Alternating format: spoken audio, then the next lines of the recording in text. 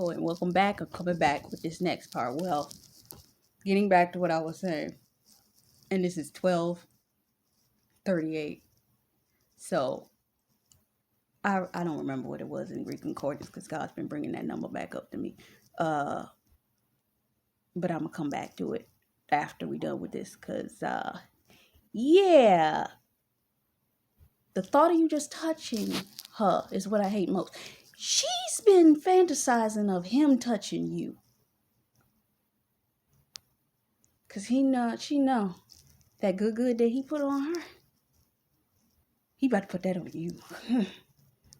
You know it too. Tell the truth. Shame the devil. You know you thought about it. If God showed you who he showed you, you know you thought about it. I don't want you, but I want it, and I can't let it go. They put something on her too. They did. They were mesmerized by the man's performance level. They were also mesmerized by some other areas of his life. And they wanted control. I was listening to prophetic poetry the other day, and she said, what did she say? Lord, bring it back to my remembrance. They want to be God in his life. That's what it is. They want to replace God in his life and thereby replace you. That's what she wants more than anything. She wants to replace God in his life. Remember Jezebel?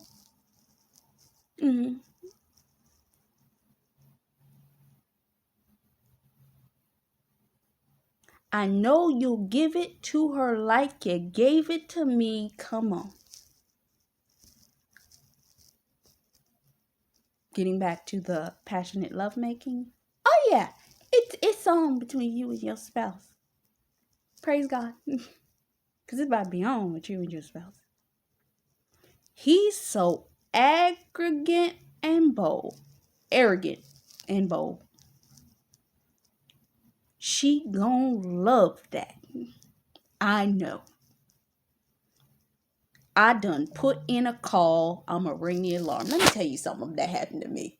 This happened to me years ago. There was a young woman that I befriended. And I saw she was in a bad way. And we were living in the same dwelling place at the same time. And she had a child, and I just was wanting to give her advice. So I would go out with her and just talk with her and help her to the best of my abilities. But she used my phone one time, and I let her. I ended up moving. We separated. There was a whole blow up behind that. But I got a random phone call on my phone one day. And she said, hey, is this so-and-so number or something like that? It's like, this is a number. I don't know who you're looking for, though. I don't know who that is. And I thought about it after the person got off the phone. I was like, wait a minute. The only person I let use my phone was her. And it had been so long ago, I forgot. And this person calls back with another chick on the phone talking about, you know this person? It was some guy. I don't know who it was. Because they was about to turn up. Your holiday spouse was involved with one of them ghetto chicks. She was going to turn up. And if she had status, her turn up wasn't going to look like we going to bank that chick. Her turn up was, I could potentially hurt this situation in a bad way. I can destroy you, I can destroy it, and I can destroy her. What you want me to do? Do you want to stay where you are? Like a good little pet soldier? Or do you want me to do what you know I have the possibility of doing? But she messed up because you actually walk with God. She don't. What I keep telling y'all. David was going to kill Abigail's husband. Abigail made the sacrifice. David chose not to kill Abigail's husband. God struck that man down. Well,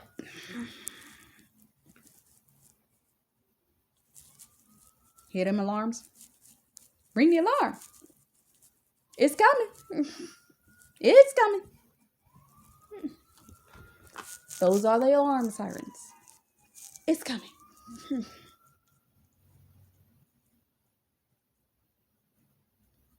I done put in a call.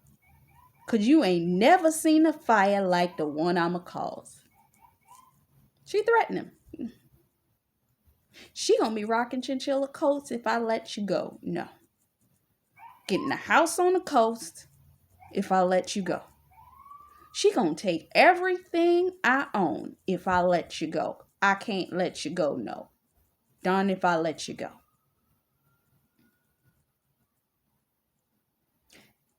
How can you look at me and not see all the things I kept only just for you? If she did what happened in the song Rocket Love, which brought forth that other revelation, and you had this is how delusional these women are. They do stuff like that and then come back and be like, "Can't you see I love you though?" Cause you're crazy. You're crazy. You're crazy. Everything that I did for you, just for you. Why would you risk that? Is this the price that I have to pay? They only think about themselves. Remember that. They're narcissists. They think of themselves. And then they want to play the victim in the situation. She a victim narcissist. Go look up a victim narcissist. That's exactly what this woman is. She gonna play the victim as soon as it looks like she about to lose the situation. I'll be the victim. Because yelling's not working. Now I gotta play the victim. But this is my show. She believes she in control of this situation. No. Somebody told her wrong. God's in control of this. Somebody done told her wrong. I won't let you go. All has been paid for. She believes that everything she's had to go through up until this point in her life made her deserve to have the ability to have access and what she believes is a right for her to have a man like him. But she thinks she can have her cake and eat it too. Meaning she thinks she can straddle the fence, be over here and do what she want to do and still have this man, though she don't really want him. She just want the accoutrement and the way that it work. Work.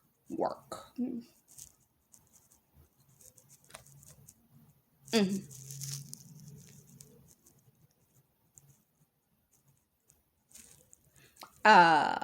Yeah. So how could you not look at me and see all these things?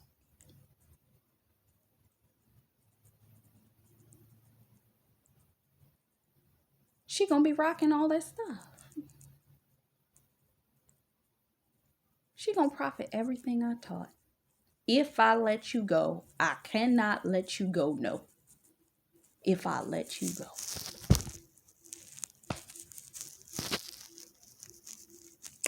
This, my friends, is what you've been delayed by. Whoever this is in your situation.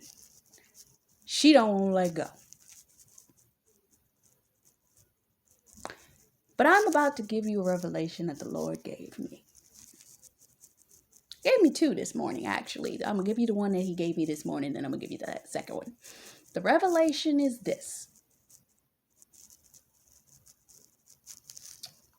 There were two people sitting at the table gambling at the card table. And the guy kept losing because the other players at the game were cheating. Catch that. Your husband's been sitting at a poker game and everybody at the table been cheating but him. And she's been distracting while he was playing. And I made a statement this morning. When you gamble, at some point, you should expect to lose.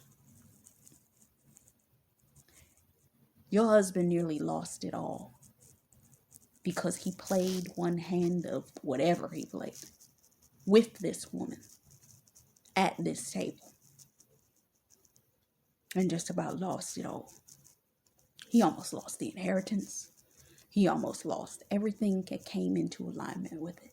But had you not prayed for this man, this is why he's going to be able to give you the VVS coats, all of the clothes, the rolls, the house, the cars. He's going to be able to give that to you because you stood in the gap and made sure he didn't lose it all. Remember, God gives you the spoils. You're going to step in having not had to go through everything that she went through, and you're going to receive all of it. All of it. You about to receive everything. And she pissed. She mad and she know. The second part of the revelation. Oh, what was I going to say? I forgot. Hold on one second. I'm going to think of it. I cannot think of that last note. And I bet it's important because that's why I can't think of it. So getting back to this last segment, you've been presented to him. At last, bone of my bone and flesh of my flesh. Woman leaves the mother and father's house. You're about to leave wherever you are and go to cleave to your husband. You're about to get everything. Everything. Because as she's pulled down, you are being raised up. You're about to take your throne. Okay?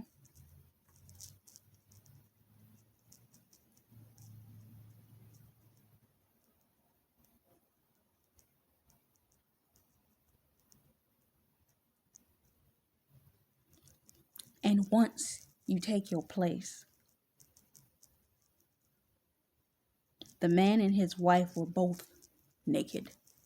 They could be as they were meant to be with one another and unashamed about it. You are going to restore his ability to trust women and he you men.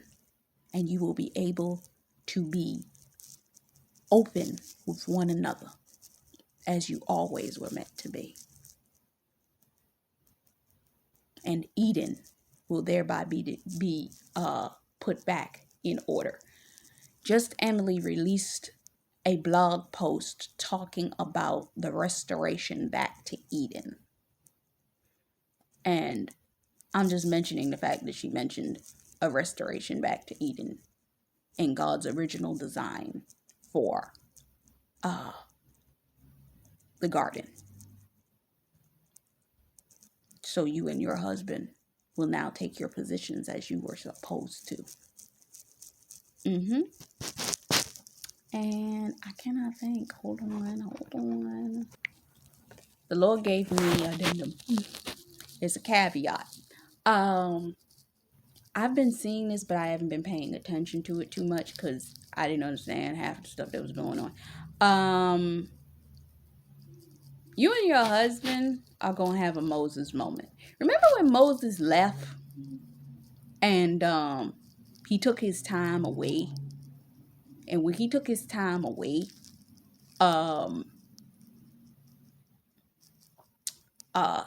he met his wife.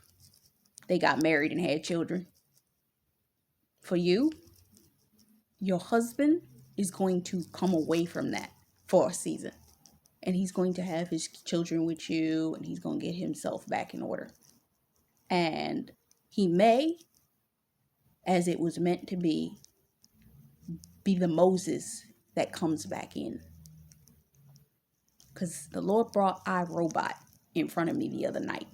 And when you look at the film, it was about the one robot that had the uniqueness to not follow the laws of what was created for the rest of them.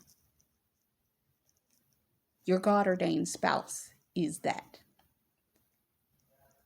he's going to come in after he's been with you, get the solidity that he needs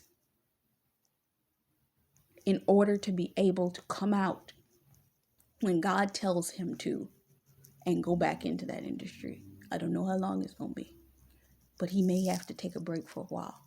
And the things that are going on in the world right now, as God is going to put a hedge of protection around the two of you, y'all going to need to be away from everybody. There's going to be a level of judgment, and you're just going to have to sit tight until it's done. Keys to the Kingdom in the World a while back, where she talked about you and your spouse are going to go into a level of seclusion.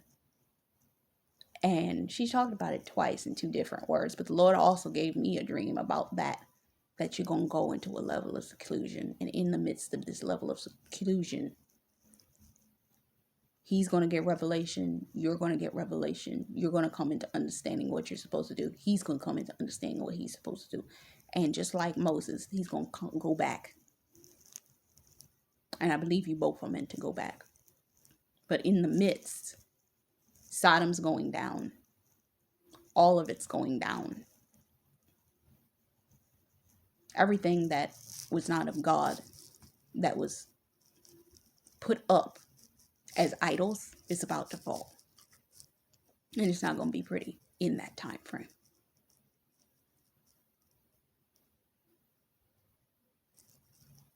And with that also, was that it, Lord?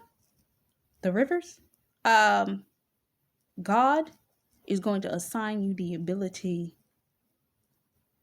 to restructure your streams. These 4 rivers, y'all gonna be able to restructure your income and financial status so that things are gonna go where they're supposed to. God's showing me something that he showed somebody, and it's like, all right, yeah. So God's going to put you and your husband to work.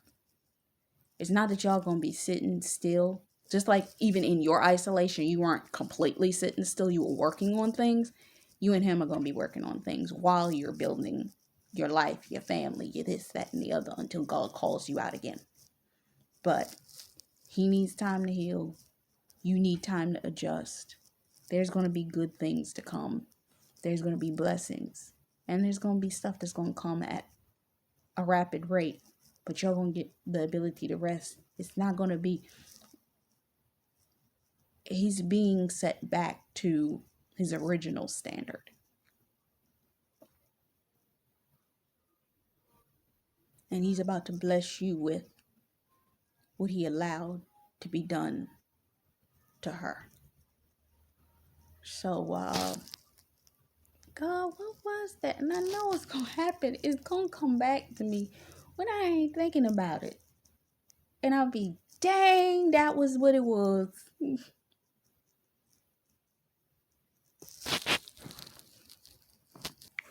I'm also being reminded of this.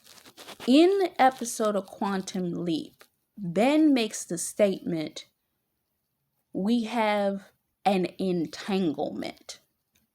You, your god-ordained spouse, and this woman, or however many counterfeits he's had, have spiritually been connected. Because the one thing that most people don't know about a soul tie is this. If you are in a relationship with somebody, and let's say you're sleeping with this person, you can make a soul tie with that person because of a blood transference of physical contact and liquid. If they sleeping with 2, 3, 5, whoever many people, that affects the connection between each different person. And they be wondering why she going crazy. Because they feel. Each of these women are feeling each other. They just can't put a finger on who it is. You ever notice how a woman always has a tendency to be like, something else is going on here. I can't figure out who or where, but I know something else is going on, and you know it. You don't have no evidence nowhere to say, something else is here, but is something else there?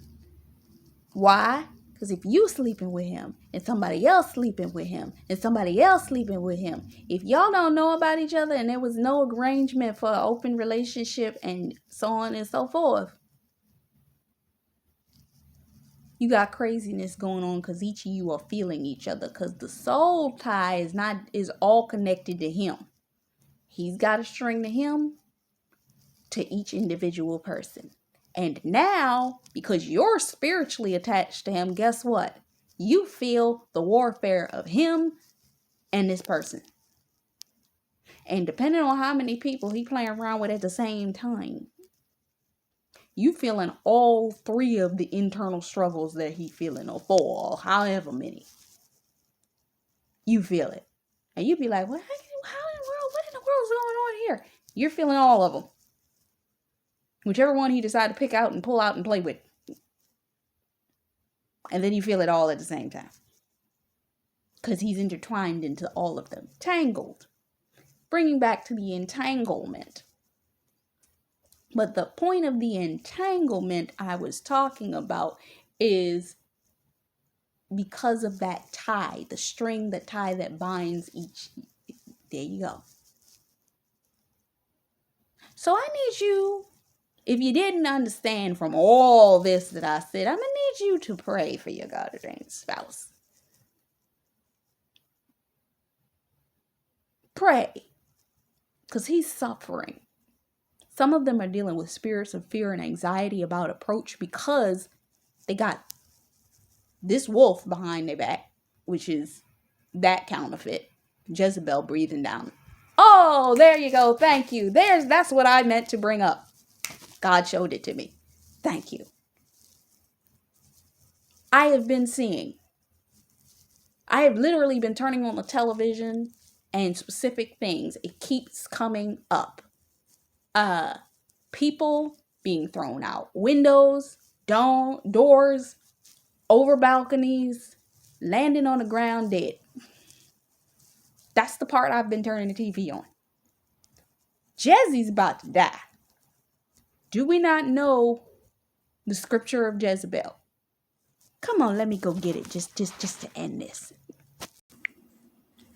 Okay, this is relevant actually, because at this point, this is when Jehu is anointed king. Okay, so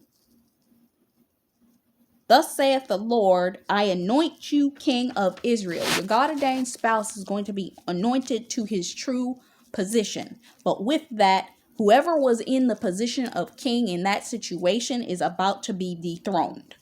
So when they are dethroned, he is going to get his position as king. And with the dethroning of the previous king,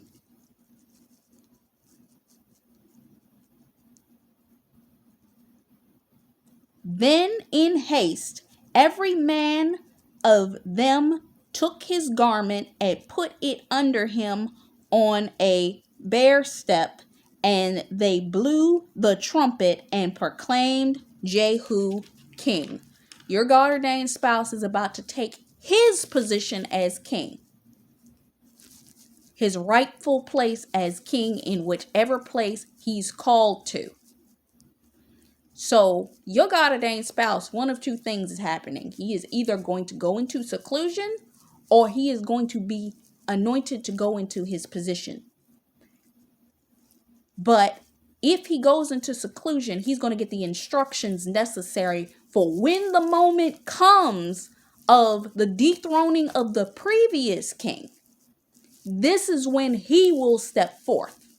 Just like when David was driven into the wilderness, and even Samuel, when he couldn't even recognize him when he came back. Remember? He recognized him. He's like, wait, that's my armor bearer. Really?